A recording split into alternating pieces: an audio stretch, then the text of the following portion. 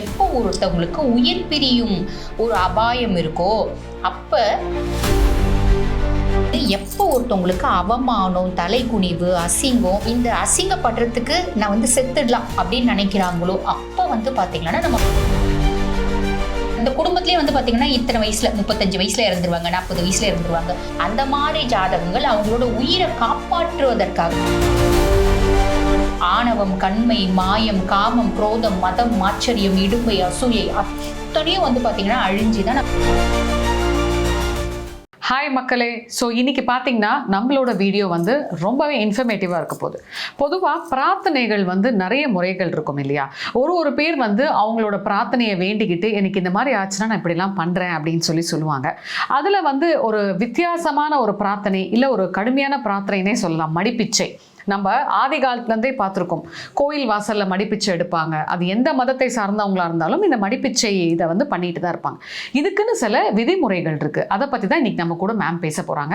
Let's welcome the famous doctor and astrologer Deepa Arulalan. வணக்கம் ma'am. வணக்கம்.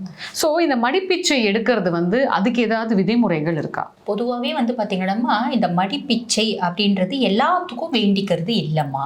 சாதாரண ஒரு சிறு காரியங்களுக்கெல்லாம் மடிப்பிச்சை அப்படின்றது நம்ம வேண்டவே கூடாது. அது வந்து பாருங்க, எப்போ வந்து நம்ம மடிப்பிச்சை எடுக்கிறோமோ நம்மளுக்கு வந்து பார்த்திங்கன்னா தான் அப்படின்ற அகங்காரமும் கர்வமும் வந்து பார்த்திங்கன்னா அங்கே அழியப்பெறுது. தான்ற எத்தனையோ கோட்டீஸ்வரம் கூட வந்து பார்த்திங்கன்னா மடிப்பிச்சை எடுப்பாங்கம்மா. தான், நான், என்னது, என்னுடையது, நான் எவ்வளோ பெரிய ஆள் அப்படின்ற அகங்காரம் அங்கே அழியுதுமா. அப்போ இன்னொன்று வந்து பாருங்க, கௌரவம் அப்படின்றது பார்க்காம தான் நம்ம மடிப்பிச்சை எடுக்கிறோம். அப்போ இந்த மடிப்பிச்சை அப்படின்றது இப்போ வந்து பார்த்திங்கன்னா நிறைய பேர் ஒரு சாதாரண விஷயங்களுக்கு ரொம்ப சாமானியமாகி போச்சு மடிப்பிச்சை எடுக்கிறது அப்படின்றது. இது ஒரு சாதாரண விஷயமும் இல்லை, சாமானிய விஷயமும் இல்லை. அப்போ எந்தெந்த ஒரு நேரத்தில் நம்ம மடிப்பிச்சையை வேண்டிக்கலாம் அப்படின்னா, எப்போ ஒருத்தவங்களுக்கு உயிர் பிரியும் ஒரு அபாயம் இருக்கோ அப்போ நம்ம மடிப்பிச்சை அப்படின்றது எடுத்துக்கலாம். இன்னொன்று, எப்போ ஒருத்தவங்களுக்கு அவமானம், தலைகுனிவு, அசிங்கம், இந்த அசிங்கப்படுறதுக்கு நான் வந்து செத்துடலாம் அப்படின்னு நினைக்கிறாங்களோ அப்போ வந்து பார்த்தீங்கன்னா நம்ம மடிப்பிச்சை அப்படின்றத எடுத்துக்கலாமா. வேற எந்த காரணத்துக்காகவும் நம்ம மடிப்பிச்சை எடுக்கக்கூடாது. ஏன்னா பொதுவாக வந்து பார்த்தீங்கன்னா உயிரை விட பெருசு எது அப்படின்னா மானம் தான். இது நான் சொல்லலை, வள்ளுவரே சொல்லியிருக்காரு இல்லைங்களா? மானம் போன பின் வாழ்வது எதற்கு அப்படிம்பாங்க. அப்போ அந்த மானத்தை காப்பாற்றிக்கிறதுக்கு இப்போ இது வந்து பார்த்தீங்கன்னா நம்ம மடிப்பிச்சை எடுக்கிறது அப்படின்றது ஓகே. இப்போ இது சில பார்த்துட்டு இருக்கவங்களுக்கு புரியாது, மானத்தை காப்பாற்றிக்கிறதுக்கு மடிப்பிச்சை அப்படின் போது இது எப்படி சொல்லலாம்? நம்ம எனக்கு தெரிஞ்ச ஒரு உதாரணம் சொல்றேன். பிள்ளைங்க இருக்காங்க, பிள்ளைங்க வந்து பாத்தீங்கன்னா ஒரு எக்ஸ்ட்ராடினரியா ஒரு இந்த சொல்லுவாங்க பார்த்தீங்களா, போதை வஸ்துக்கு ஆளாவது, சப்ஸ்டன்ஸ் அபியூஸ், போதை வஸ்துக்கள் இந்த மாதிரி ஆகுறது. பொம்பளை பிள்ளைங்க இருக்காங்க அப்படின்னா அவங்களோட கேரக்டர்ல நிறைய டெட்ரேஷன். ஒரு நல்ல கௌரவமான குடும்பமா இருக்கும், நல்ல இறை வழிபாடு பண்ற குடும்பமா இருக்கும், ஒரு நல்லவங்களா இருப்பாங்க, நேர்மையான விதத்துல சம்பாதிப்பாங்க. பொண்ணு வந்து பாத்தீங்கன்னா அந்த ஊர்ல ரொம்ப கௌரவமா வாழ்ந்துட்டு இருப்பாங்க. பொண்ணு வந்து பாத்தீங்கன்னா பல பேரோட பழகும் இல்லைங்களா? அப்ப அந்த குடும்பத்துக்கு அந்த பொண்ணுனால தலைகுனிவு, அசிங்கம், அவமானம், அந்த பொண்ணு இருக்கிறத விட இல்லைன்னா பரவாயில்லை அப்படின்னு நினைப்பாங்க. அந்த பொண்ணு எக்காரணத்தை கொண்டு திருத்தத்துக்கான வழியே இருந்திருக்காது. பிள்ளை கிட்ட ஒரு வார்த்தை பேசினா பிள்ளை வந்து ஊரையே கூட்டிடுவா, அசிங்கப்படுத்துவோம். இந்த மாதிரி நிறைய விஷயம் நம்ம பார்க்கதானமா செய்யறோம். அதாவது நிறைய குடும்பங்கள் வந்து பாத்தீங்கன்னா பிள்ளைகள் சார்ந்த பிரச்சனைகளை மறைச்சி வெளியே வந்து ஒரு நடப்பணமா வாழ்ந்துட்டு இருக்கவங்க எத்தனையோ பேர் இருக்காங்க இல்லைங்களா? அந்த மாதிரி பட்டவங்க மடிப்பிச்சை எடுக்கலாம். புரியுதுங்களா? இப்போ வந்து பாருங்க, எங்க வீட்டுக்காரு ஜாதகத்துல வந்து பாத்தீங்கன்னா கண்டோன்னு சொல்லிட்டாங்க.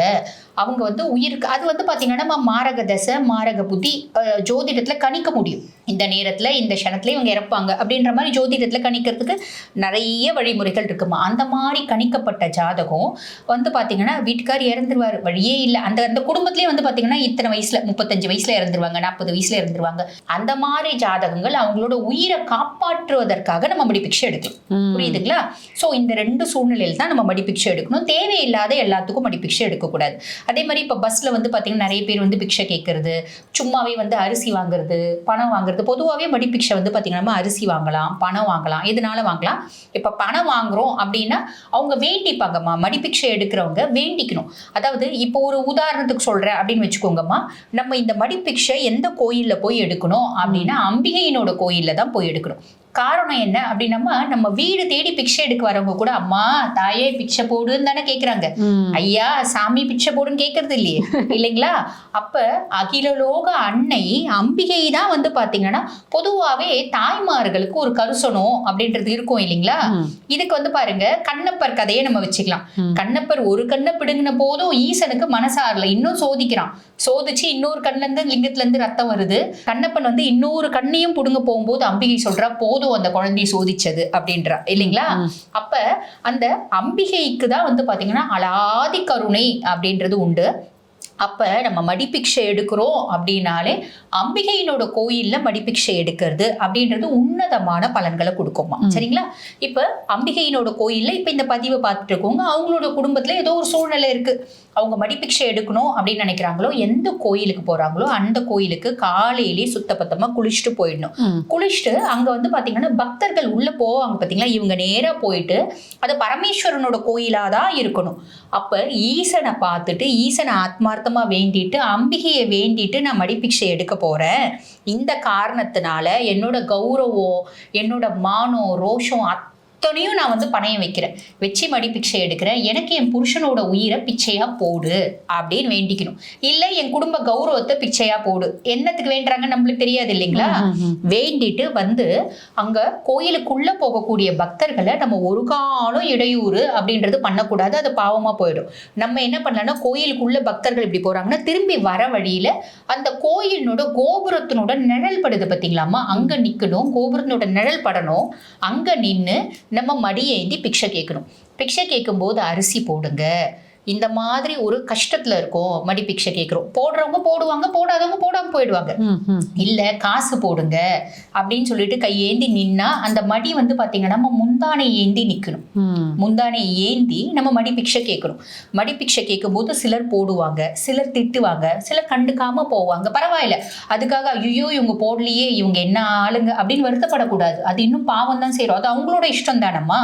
அப்ப அந்த மடிப்பிக்ஷை எடுத்து காலையில இருந்து சாயங்காலம் வரைக்கும் மடிப்பிக்ஷை எடுக்கிறாங்க அப்படின்னு வச்சுக்கோங்கம்மா. அந்த காசை எடுத்துட்டு நம்ம வந்து வீட்டுக்கு போயிடணும். மறுநாள் காலையில திருப்பி அதே மாதிரி குளிச்சுட்டு வந்து எவ்வளவு காசு வருது, ஒரு உதாரணத்துக்கு சொல்றேன், ஒரு 400 ரூபாய் வந்துச்சு வச்சுக்கோங்கம்மா. அந்த 400 ரூபாய்க்கு எத்தனை சாப்பாடு பொட்டலம் வருமோ அத்தனை சாப்பாடு பொட்டலம் வாங்கி அந்த கோயிலுக்கு வெளியிலேயே யாச்சகம் எடுத்துட்டு இருப்பாங்க பாத்தீங்களா, அவங்களுக்கு சாப்பிட கொடுத்து அவங்க சாப்பிட்றத ஆசை தீர பார்க்கணும். பார்த்துட்டு திருப்பி அம்பிகை கிட்ட போயிட்டு அம்மா என்னோட ஆணவம் என்னோட குரோதம், அதாவது பொதுவா ஒரு விஷயம் சொல்லுவாங்கம்மா, ஆணவம் கண்மை மாயம் காமம் குரோதம் மதம் ஆச்சரியம் இடும்பை அசூயை அத்தனையும் வந்து பாத்தீங்கன்னா அழிஞ்சுதான் நான் மடிப்பிக்ஷை வாங்கியிருக்கேன். இப்ப எனக்கு எந்த விதமான நான்ன்ற எண்ணமும் இல்லை, அகங்காரமும் இல்லை, முழுசும் உன்னை சரணாகதி அடைஞ்சிட்டேன், எனக்கு என் குடும்ப மானத்தை காப்பாத்தி கொடு அப்படின்னு அம்பிகை கிட்ட வேண்டிட்டு வந்துட்டா சரிம்மா. இதுதான் வந்து பாத்தீங்கன்னா மடிப்பிக்ஷை. இந்த மடிப்பிக்ஷையில உண்மையாவே பலன் இருக்குமா அப்படின்னா ஏகப்பட்ட பலன்கள் இருக்கதாமா செய்யும். இதுக்கு நான் ஒரு உதாரணம் சொல்லுவேன். இது வந்து பாருங்கம்மா, இது என்னோட கிளையண்டோட ஒரு ஸ்டோரி.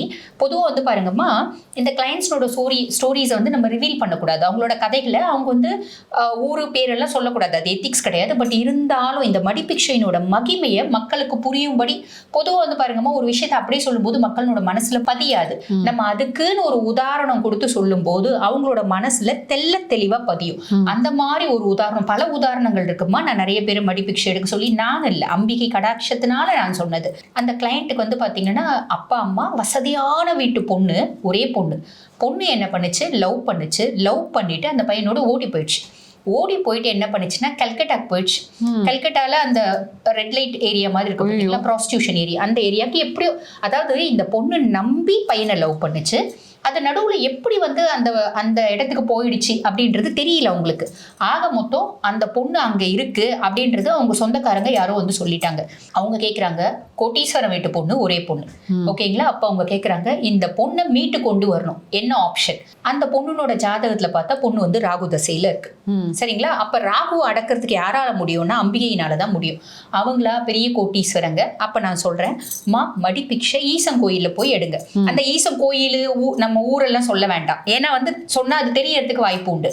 அப்ப ஒரு புராதான சிவன் கோயில், அந்த சிவன் கோயில் ஒரு சாதா கிராமத்துல இருக்க கோயில் தான். அந்த கிராமத்துல இருக்க கோயில் கிட்ட நான் சொல்றேன், ஈசன் கிட்ட போயிட்டு நீங்க வேண்டிட்டு, அதே மாதிரி பாத்தீங்கன்னா அம்பிகை கிட்ட ஆத்மார்த்தமா பிரார்த்தனை பண்ணிட்டு இந்த மாதிரி மடி பிக்ஷை எடுங்க அப்படின்ற உங்க வீட்டுக்கார் சொல்றாரு, இதுக்கு நாங்க செத்துடலாம் மேடம் அப்படின்றாரு. அவர் சொல்றாரு, மேடம் இதுக்கு நாங்க செத்துடலாம், ஏன்னா இந்த ஊர்ல நாங்க ரொம்ப பெரிய ஆளுங்க, கௌரவ குறைச்சலாம் நினைக்கிறாங்க.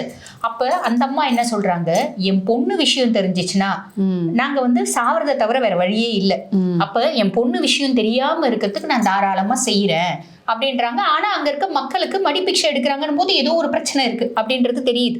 அப்ப நான் சொல்றேன், சரிம்மா அப்ப நீங்க வந்து பாருங்க, இந்த ஊர்ல வேண்டாம், நீங்க வெளியூருக்கு போங்க, வெளியூருக்கு போயிட்டு அங்க இருக்க கோயில் எடுங்கன்னு அதுக்கு அவங்க வீட்டுக்காரும் ஒத்துக்கினார். புரியுதுங்களா?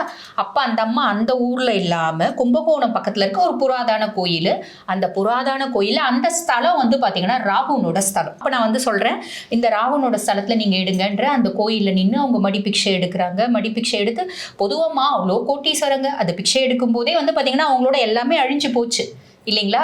எடுக்கிறாங்க, எடுத்துட்டு இதே மாதிரி எல்லா ப்ரொசீஜரும் செய்கிறாங்க. அதுக்கப்புறம் வந்து பார்த்தீங்கன்னா அவங்களுக்கு காளியினோட வழிபாடு தரும், மற்ற காளி இருக்கா இல்லைங்களா அவளோட வழிபாடு தரும். இது வந்து காளி வழிபாடு இது செஞ்சிட்டாங்க.